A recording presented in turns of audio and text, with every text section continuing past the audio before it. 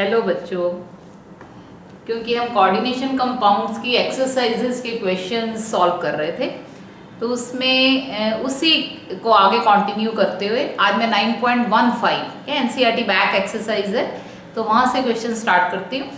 कुछ important types हैं and if you understand this, तो any type of such question if comes then you will be able to do that question. It's not necessary कि आपको same आ जाए, but you see what is the concept behind this. तो question number 9.15 में the question is discuss the nature of bonding in the following coordination entities. Okay, question number 9.15 discuss the type of bonding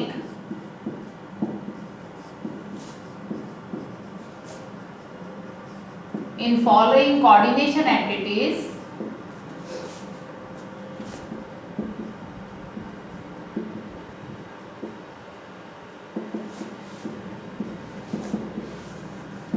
on the basis of valence bond theory.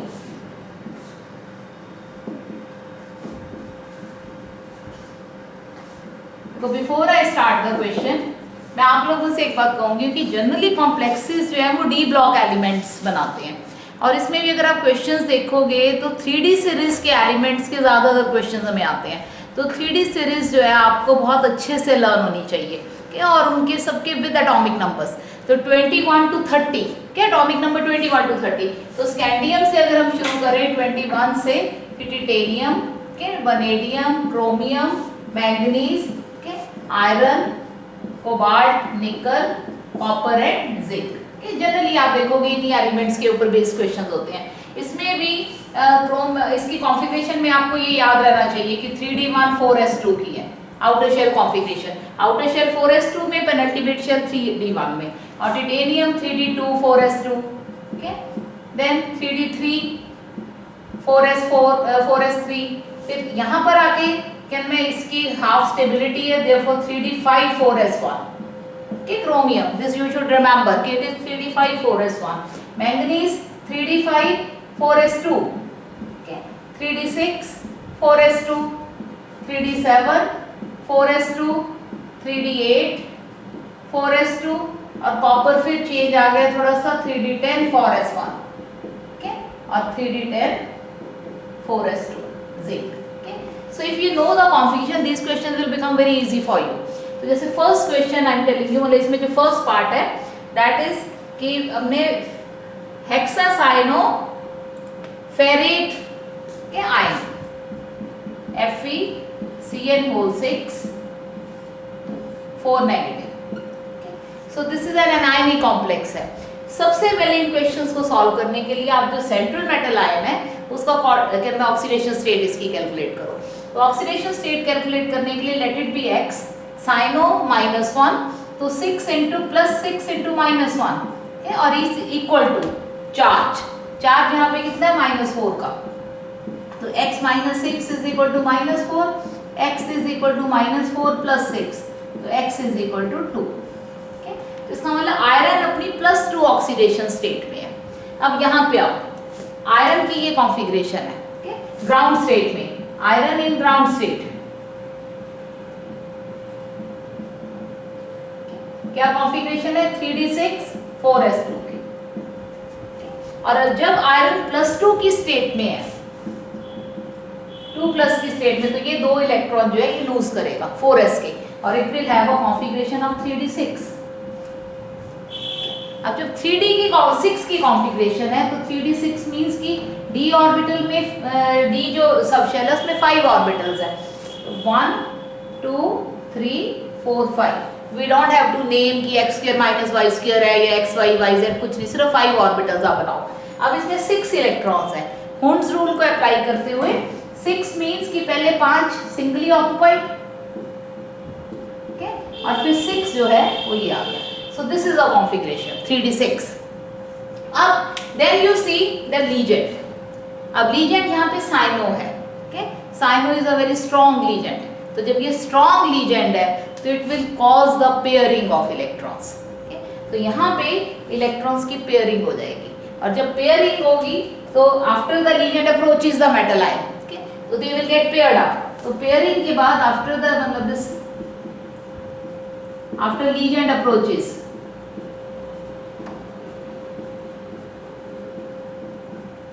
तो now it will be, ये किस तरह से बन जाएगा, ये 5 है, 1 2 3 4 5, दो पहले से पेयर्ड थे और ये चारों भी पेयर्ड हो जाएंगे,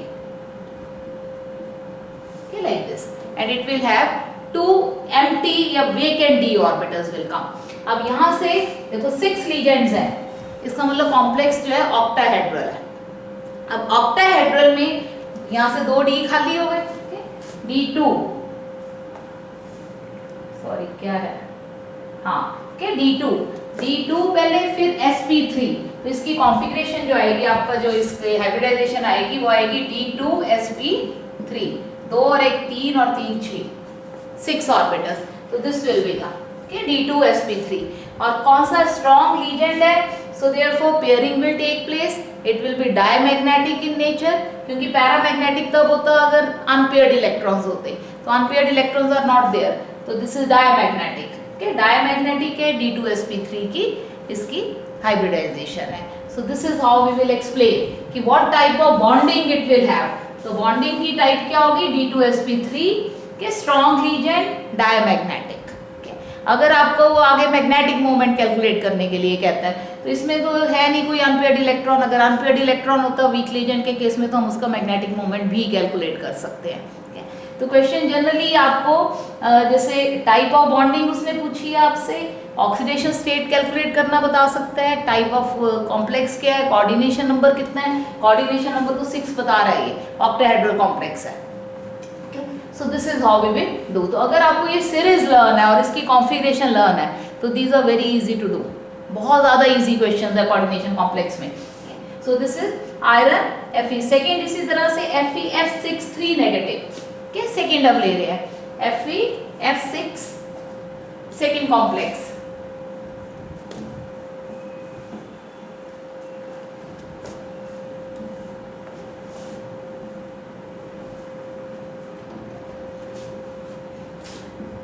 Fe सेकेंड कॉम्प्लेक्स ले रही हूं मैं, Fe F6.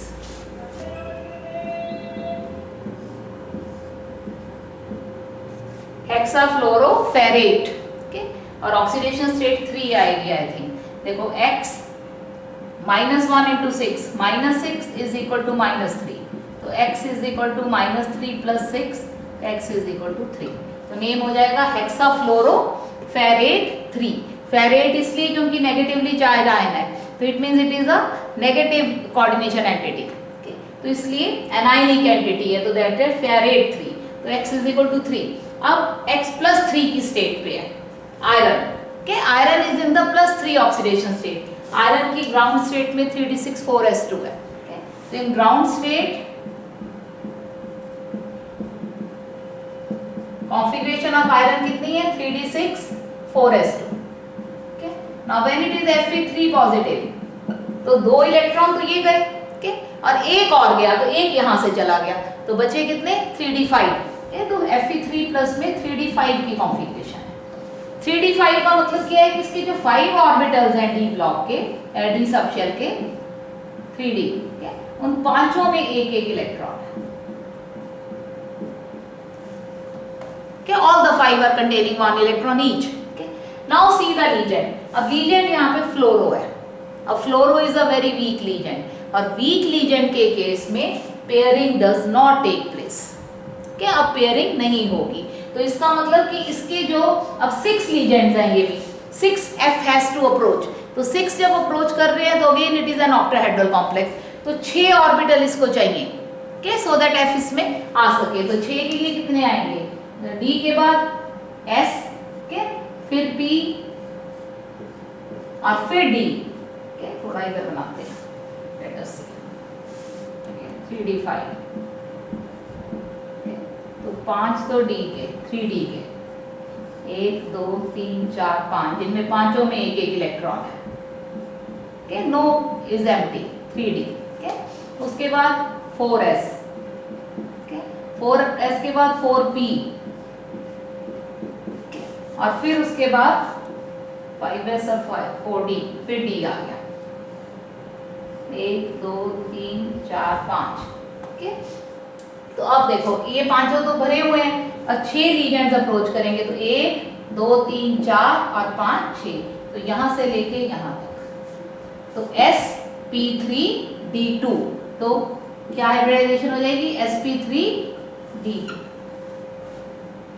High spin complex बन रहा है क्योंकि all the 5 electrons are unpaired, तो high spin complex paramagnetic sp3d2 is the hybridization.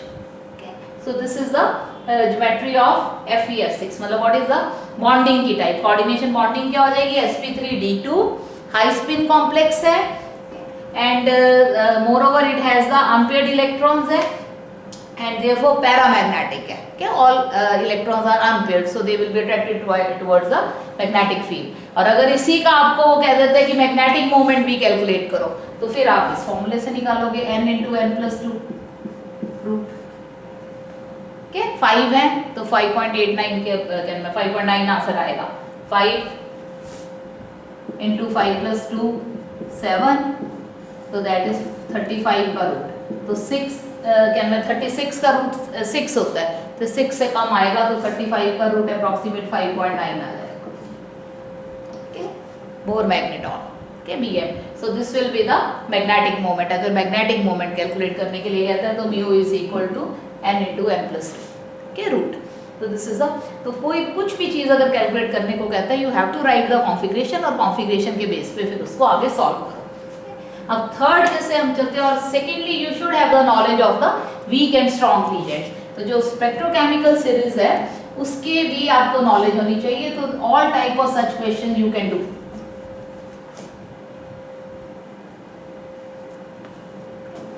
फिर थर्ड है cobalt oxalato, try oxalato cobaltate 3, C2O4 whole 3, okay, 3 negative, तो ट्राई ऑक्जेलेटो कोबाल्टेट 3। अब यहाँ भी देखो कोबाल्टेट या सॉरी ऑक्जेलेट जो बाइडेंटेड लीजेंड है, तो कोऑर्डिनेशन नंबर इसमें भी 6 है, ऑक्टाहेड्रल कॉम्प्लेक्स है ये भी। ओके, तो जब ऑक्टाहेड्रल कॉम्प्लेक्स है और ये ऑक्जेलेट वीक लीजेंड है, कोबाल्ट की पहले ऑक्सीडेशन से स्टेट कैलकुलेट करते हैं, तो ये x के प्लस 3 इंटू बाइडेंटेड है इसलिए -2 इज इक्वल टू -3, तो x -6 इज इक्वल टू -3, तो x इज इक्वल टू -3 + 6, तो इज इक्वल टू 3। तो 3 की ऑक्सीडेशन स्टेट है। कोबाल्ट की आप चेक करो, कोबाल्ट की कॉन्फ़िगरेशन है 3d7 4s2। तो जब हमें कोबाल्ट 3 कैलकुलेट करना है तो 3 इलेक्ट्रॉन माइनस हो गए, 2 ये गए, 1 इसमें से चला गया, तो क्या कॉन्फ़िगरेशन बच गई? 3d6। 3d6 का क्या मतलब है? 1 2 3 4 5, ये 3d है और इसमें 6 इलेक्ट्रॉन, तो 5 तो सिंगल और ये छठा, तो 4 इलेक्ट्रॉन इसमें अनपेयर्ड है। अब 4 अनपेयर्ड है, नाउ सी द लीजेंड। अब लीजेंड यहाँ पे वीक है, तो लीजेंड जब वीक है तो pairing will not take place. Okay, तो पेयरिंग जब नहीं होगी तो अब इसके आगे S, फिर 3p, ओके, और फिर 2d, तो क्या हो जाएगी? दिस विल बी द, ये सब ऑर्बिटल्स जो है they will undergo the hybridisation, तो sp3d2, sp और ये d, फिर तो क्या हो जाएगा? sp3d2 again. Okay, so this will be the complex की जो हाइब्रिडाइजेशन है। बॉन्डिंग विल बी sp और हाई स्पिन कॉम्प्लेक्स बनेगा क्योंकि all electrons are unpaired, 4 electrons unpaired है, तो अनपेयर्ड इलेक्ट्रॉन्स है, therefore it will be paramagnetic. Okay, paramagnetic high spin complex sp3d2 is the this bonding की जो hybridisation state है। So then the last one is now cobalt F63 negative.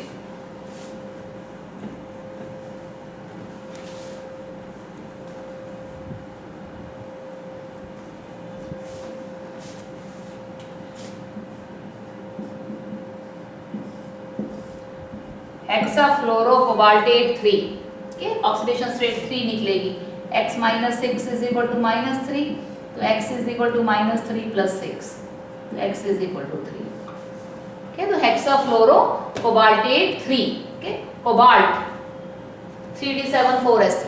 Okay, तो cobalt ground state में 3d7 4s2 और cobalt 3 positive में 2 electron ये गए, एक यहां से गया, तो 3d6।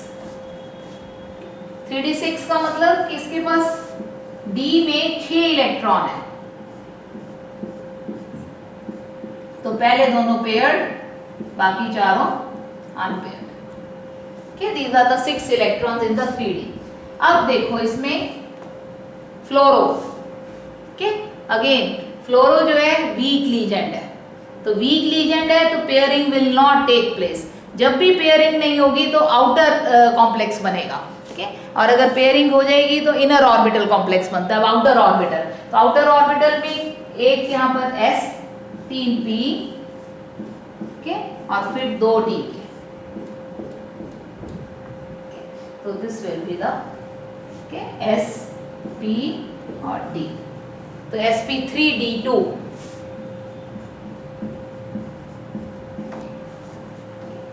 Paramagnetic because of the presence of 4 unpaired electrons, okay, and high spin complex.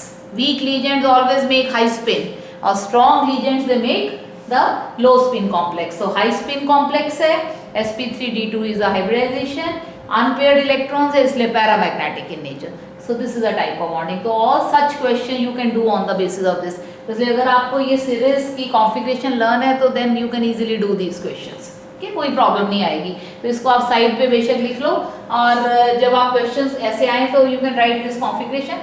Generally आपको क्रोमियम, निकल, आयरन, कोबाल्ट इन्हीं के ऊपर बेस्ड क्वेश्चन मिलेंगे, okay? तो इसलिए दिस इज हाउ। और secondly you should have the knowledge of the weak and strong ligands. तो देखो जितने हैलाइड्स हैं क्या वो सब वीक में आते हैं। स्ट्रॉन्ग में आपका कार्बोनिल है, साइनो है, अमीन है, ये जनरली स्ट्रॉन्ग में आते हैं। और वीक में ऑल हैलाइड्स आर वीक, तो मोस्टली आपको क्वेश्चन या तो हैलाइड्स पे होता है या क्वेश्चन आपको कार्बोनिल पे, साइनो पे, एक्वा पे, ये ऐसे ही क्वेश्चन मिलते हैं। तो this was the question number 9.15। अब 9.16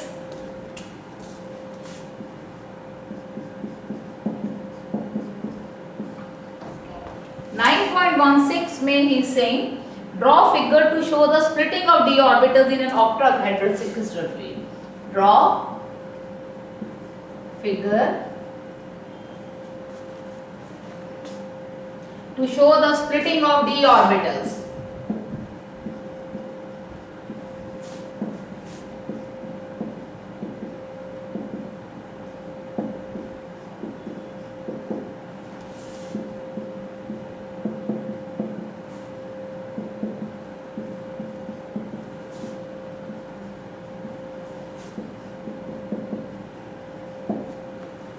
कि just we have to draw the figure, लेकिन मैं आपको साथ साथ एक्सप्लेन भी कर देती हूँ कि how the splitting in octahedral complex takes place. देखो ऑक्टाहेड्रल का मतलब होता है 6 लीजेंड्स आर अप्रोचिंग। ऑक्टाहेड्रल की शेप होती है, सेंट्रल मेटल आयन है अगर, तो उसके 1 2 3 4 और ये 5 और ये 6, ओके। तो 6 लीजेंड्स जो है ये ऑल आर द लीजेंड्स। अब we know d orbitals, d orbitals जो हैं, when you check d orbitals, तो d orbitals are 5 in number, और ये 5 कौन कौन से हैं? dx² - y² and dz²। ये दोनों तो कहाँ है? ये this is the along the axis, और जो 3 इसके ऑर्बिटल्स हैं dxy, dyz and dzx, these are in between the axis.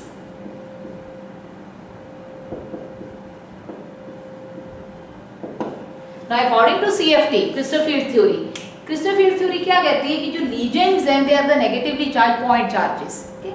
And when they come towards the central metal ion, okay, जब metal की तरफ आते हैं, अब metal ion के electrons और legend के electrons, there will be forces or repulsion between them. अब अगर ये octahedral complex को देखो, अगर legend axis y की तरफ आ रहे हैं, okay, तो रिपल्शन ज्यादा होंगी, और अगर इन बिटवीन द एक्सिस है तो रिपल्शंस कम होंगी। और अलोंग द एक्सिस कौन से हैं, dx² माइनस वाई स्क्वायर और dz²। ओके, तो इनमें रिपल्शन ज्यादा होंगी। एज अ रिजल्ट जो एवरेज एनर्जी है उससे ये ऊपर जाएंगे। Okay, they will have the more energies, मतलब they will increase their energies. Splitting will take place in the orbitals. जब तक इनमें ligands are not approaching toward the central metal line, जब तक अप्रोच नहीं कर रहा, तो all the orbitals 5 orbitals are degenerative orbital. Degenerative मतलब they all have the equal energies. लेकिन जैसे ही लीजेंड अप्रोच करेंगे तो ड्यू टू द रिपल्शंस, यही थ्योरी है ये, तो रिपल्शंस के कारण जो अलोंग द एक्सिस है ये दो ऑर्बिटल्स, इनमें एनर्जी हाई हो जाएगी। They will rise up gaining more energy and less stable. Okay, and they will have the energy, average energy से इनकी कम एनर्जी चली जाएगी। They will have the lower tinning of the energy take place. Okay, तो यही हमें figure में draw करना है। तो अब फिगर में जब आप ड्रॉ करोगे तो देखो,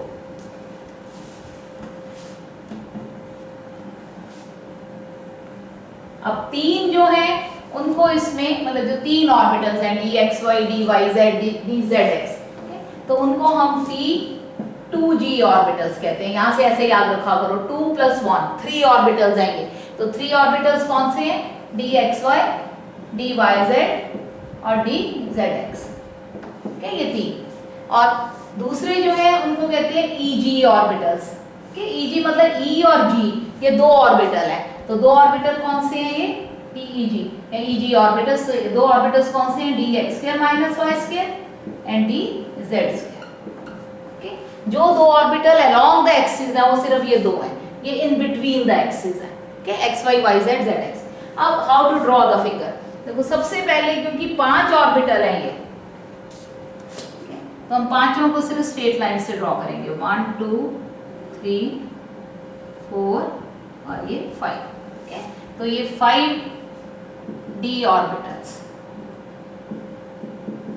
okay, if you want to write it तो यू कैन राइट, कौन कौन से हैं ये, dx² minus y square, dz², okay, dxy, dyz, dzx, ये 5 ऑर्बिटल्स हैं। ओके, अब व्हेन लीजेंड्स अप्रोच देम, तो इनकी थोड़ी सी एनर्जी, एवरेज एनर्जी जो है वो इंक्रीज हो जाएगी। तो ये तो फ्री मेटल है, तो ये थोड़ा सा इसमें एनर्जी जो है राइज हो जाएगी।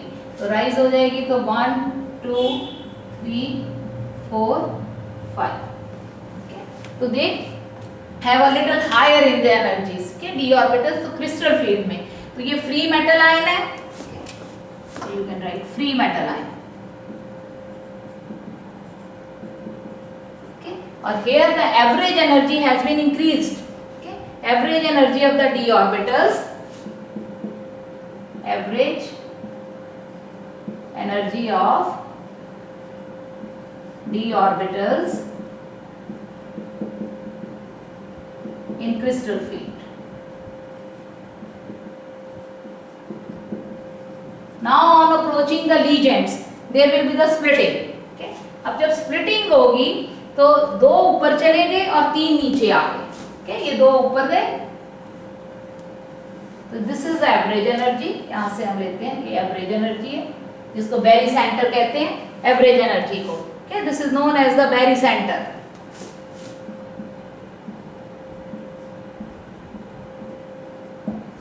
और there will be 2 up और 3 okay? तो दो ऊपर चले गए एनर्जी में और तीन नीचे आ गए. अब जो दो ऊपर गए हैं वो कौन से हैं? okay? इसमें यहाँ पे we can make the 2. तो कौन से गए हैं? T E G. okay? कौन कौन से हैं? D x square minus y square and D z square. okay? और तीन नीचे आ गए. और ये कौन कौन से हैं? EG, EG, T2G. और ये कौन कौन से हैं? DXY, DYZ, DZX, XZ या DZX. okay? इस तरह से आप लिख लो इसको. अब इसमें देखो एनर्जी का डिफरेंस, ऑक्टाहेड्रल फील्ड है तो स्प्लिटिंग हो रही है. अब दो ऊपर गए हैं, जो ऊपर गए हैं उसमें एनर्जी कितनी हो गई? उसमें तो they have gained the energy, तो इनको तो एनर्जी गेन हो गई. तो गेन होगी तो इसको हम कहते हैं 3/5 डेलो मतलब ऑक्टाहेड्रल फील्ड की, और इसे 2/5 डेलो, ये माइनस में। अब वाई इट इज 3/5 और 2/5, देखो ये बहुत इजी है, ये पर होता है, average energy of the all the orbital should be 0। तो 3/5 ये 2 ऑर्बिटल ऊपर गए हैं, तो इसको अगर आप मल्टीप्लाई करोगे तो 3/5 इंटू 2, तो ये कितनी हो गई 6/5 डेल नॉट। ओके, और यहाँ पे नीचे 3 आए हैं, तो 3 आए हैं तो जब 3 से मल्टीप्लाई करोगे तो -2/5 इंटू 3, तो that is equal to -6/5 del naught. Okay, और दोनों की addition 0। Okay, so that's why नीचे जो आते हैं उनकी -2/5, मतलब क्योंकि डिक्रीज हो गई, जो बेरी सेंटर है which is on the 0 average line, उससे -2/5 ये डिक्रीज हुई है और ये अप हुई है 3/5 डेल नॉट से। ओके, तो दैट इज द मतलब ऑक्टाहेड्रल फील्ड के लिए। सो this is the energy diagram for the splitting of energy in the octahedral field. Okay, तो इसको आप लिख सकते हो यहाँ पे splitting of d orbitals, splitting of d orbitals in octahedral field. Okay, so this is the energy diagram. तो ये था क्वेश्चन 9.16। okay, कि how to do the question for 9.16। अब अगला देखो क्वेश्चन, नेक्स्ट क्वेश्चन जो है 9.17 का, what is spectrochemical series and explain the difference between a weak field legend and a strong field legend।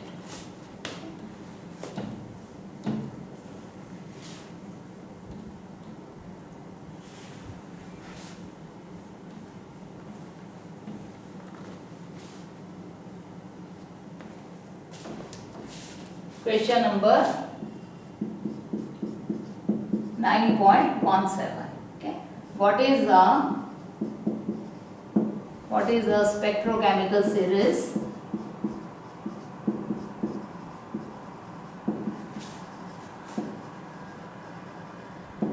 and explain the difference between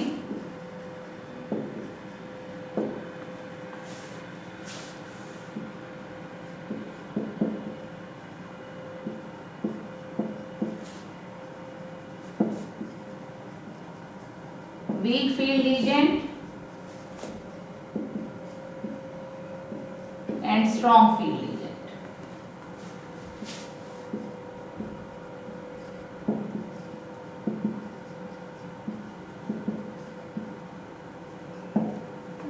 अब सबसे पहले तो कि स्पेक्ट्रोकेमिकल सीरीज क्या होती है। देखो स्पेक्ट्रोकेमिकल सीरीज क्या है कि the series in which the ligands are arranged in order of their increasing field strength. Okay, arrangement of legends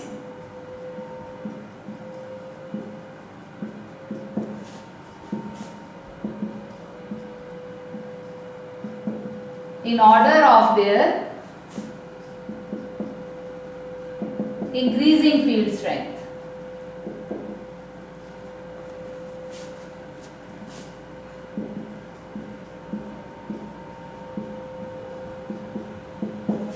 is called spectrochemical series।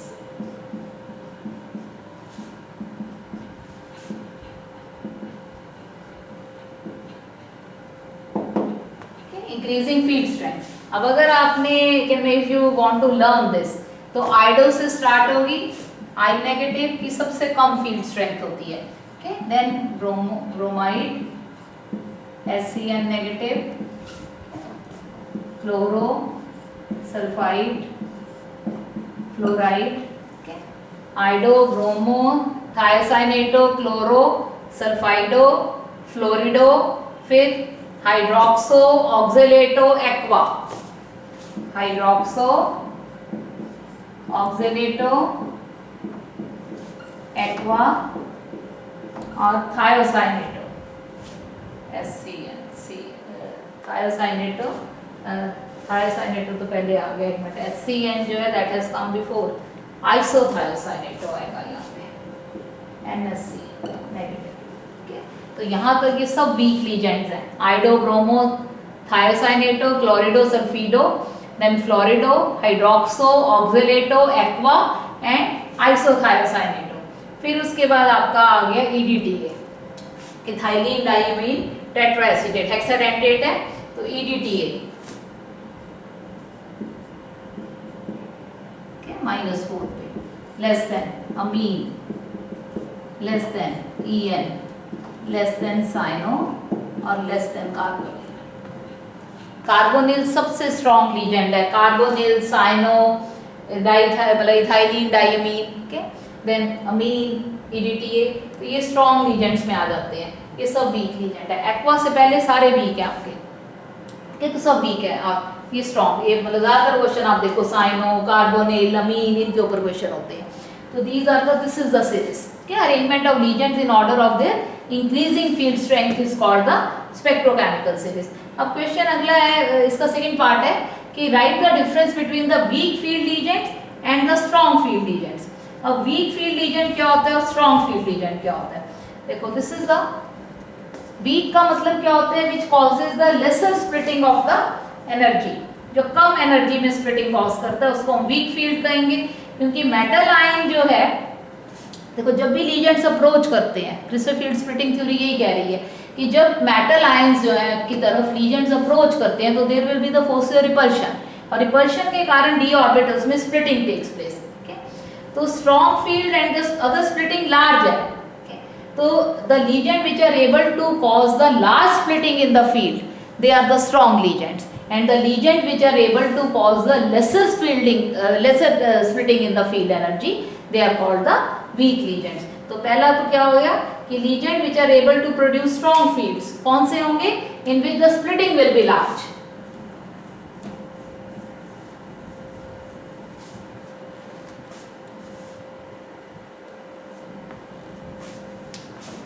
Strong legions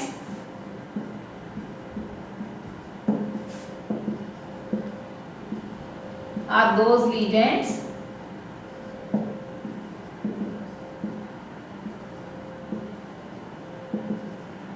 which cause larger splitting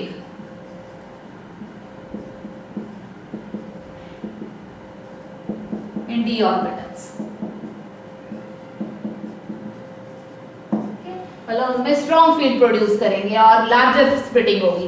तो larger splitting होगी, और second क्या है कि जो दूसरे हैं वो वीक है। इसके अलावा देखो एक और चेंज है इसमें, जो ज़्यादा स्ट्रॉन्ग फील्ड्स है उनमें इलेक्ट्रॉन्स की पेयरिंग होती है। तो जब इलेक्ट्रॉन्स की पेयरिंग होगी तो देखो we have the one is the P stands for here pairing energy,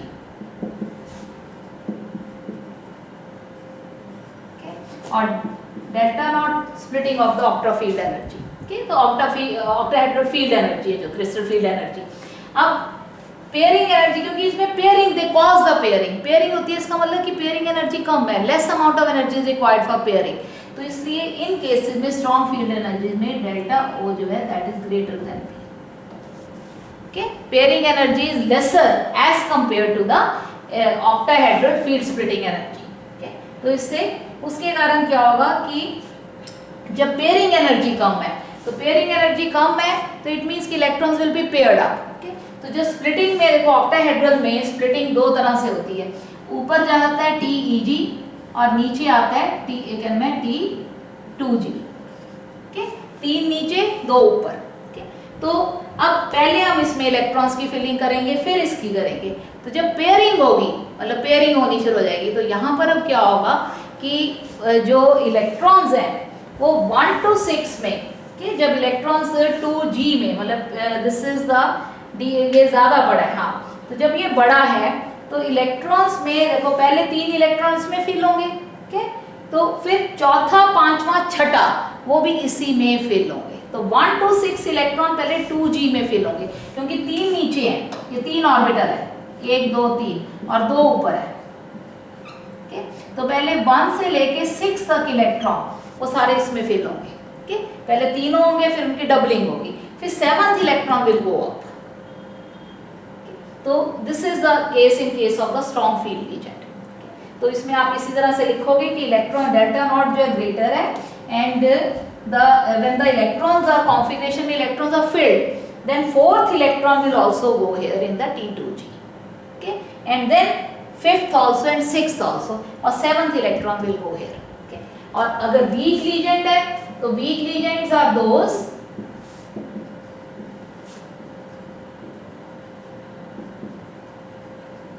which cause lesser splitting.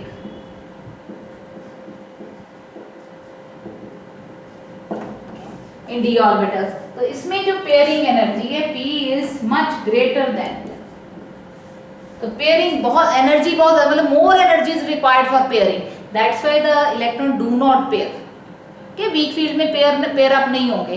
तो जनरली जो वीक लीजेंड के फील्ड्स हैं, वीक लीजेंड फील्ड है, तो इसमें जो कॉम्प्लेक्सेस बनेंगे they will be the high spin complexes, और स्ट्रॉन्ग लीजेंड्स के केस में this will be the low spin complexes. और मोस्टली वीक लीजेंड में क्योंकि हाई स्पिन होते हैं और unpaired electrons are more there, ठीक, इसमें पेयरिंग टेक्स प्लेस।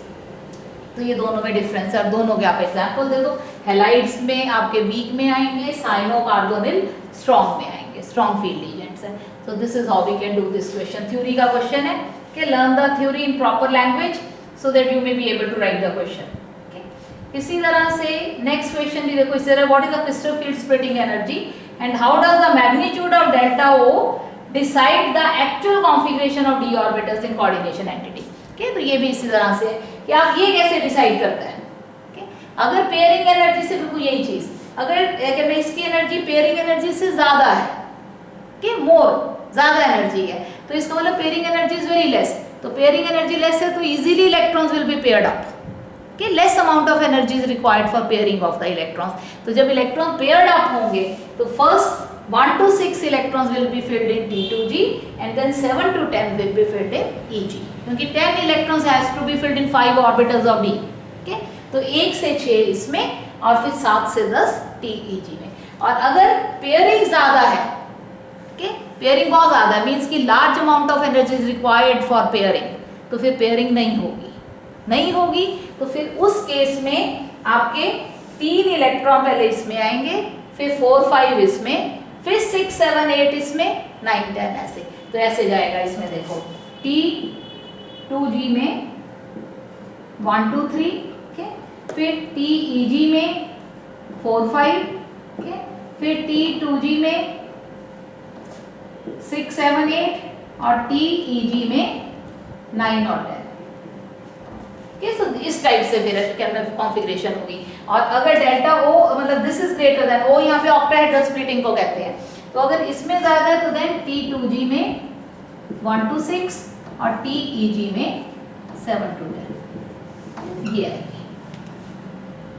तो this he has asked you that how the configuration is affected by the delta O, कि डेल्टा O कैसे डिसाइड करता है कि that is the crystal fluid splitting in octahedral complexes में जो एनर्जी स्प्लिटिंग है, how it decides the configuration. Okay, तो it depends on the कि how it is compared with the pairing energy. फिर नेक्स्ट क्वेश्चन है hexamine chromium 3 positive is paramagnetic whereas cyano is diamagnetic. ये है देखो,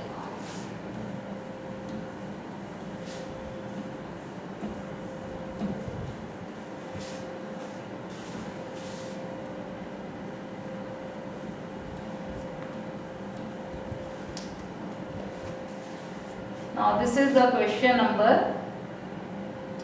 9.19। ठीक है, तो हमने आज 9.19 तक हम करेंगे। तो 19 पे क्वेश्चन है hexamine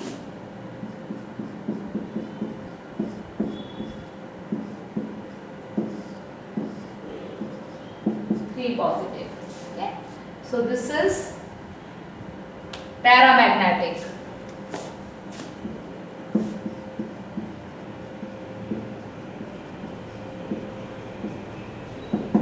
whereas nickel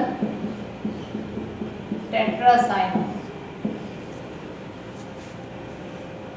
okay, tetracyano nickelate 2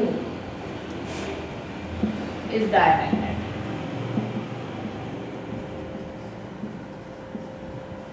इसको एक्सप्लेन करना है हमें कि why it is so। okay, इस टाइप के क्वेश्चंस भी we have done earlier also, बहुत इजी है। देखो एक क्रोमियम आ गया, एक निकल आ गया, सबसे पहले आप इनकी ऑक्सीडेशन स्टेट को कैलकुलेट करो।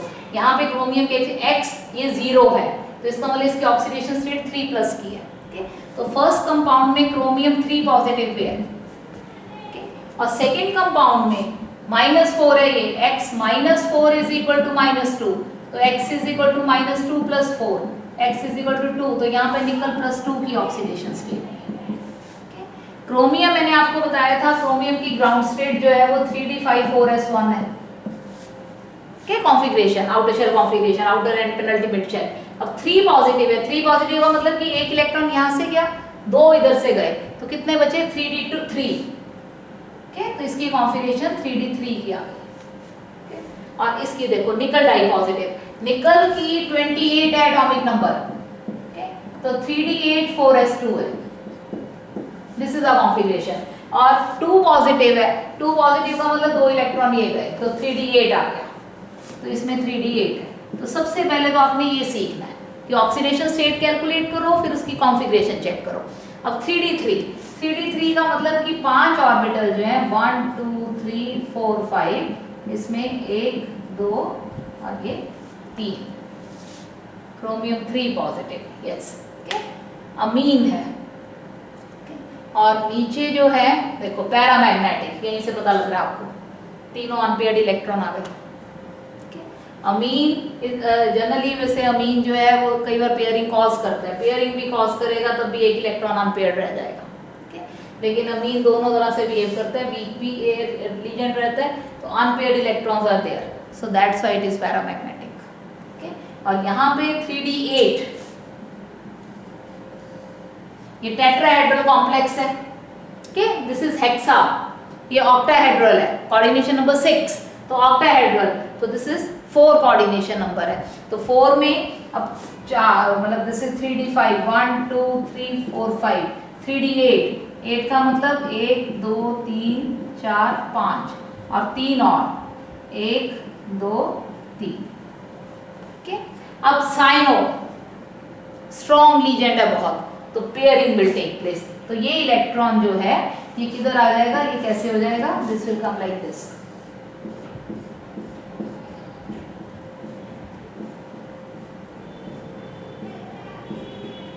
और ये वेकेंट हो गया, डी, और इसके साथ एक एस और ये 2 पी के, तो 1 2 3 4, ये 4 जो है इनमें है, तो क्या आ जाएगा, DsP2। टेट्राहेड्रल का मतलब दिस इज अ कॉम्प्लेक्स है, 4 कोऑर्डिनेशन नंबर पे, तो स्क्वायर प्लेनर में आएगा। टेट्राहेड्रल में sp3 होती है ये। तो अब देखो ऑल आर पेयर्ड, तो पेयर्ड इलेक्ट्रॉन्स है, so that's why it is diamagnetic.